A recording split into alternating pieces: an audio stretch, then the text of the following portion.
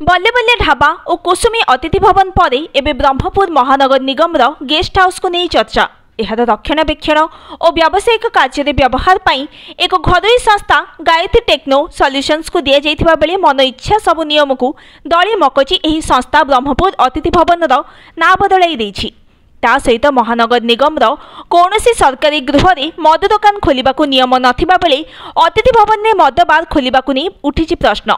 एही guest house और एहार संलग्न कल्याण मंडप को जनवरी 2020 में 5 वर्ष पर 30 लाख टंकार लीज दि जाइथिला, किंतु लीज मिलू मिलू ऐतिहासिक ब्रह्मपुर महानगर अतिथि भवन पलटि जाइछि गायत्री नारे, जहां विरोध करिसेंती स्थानीय विधायक और बुद्धिजीवी।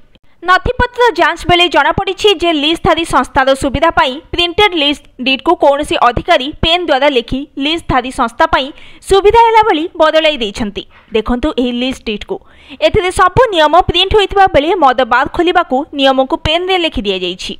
2023 में महानगर काउंसिल रे गठित होइतबा बेले किभली बिना काउंसिल अनुमोदन रे एहा भितरे मद बार खोलिबा को अनुमति दिया गला।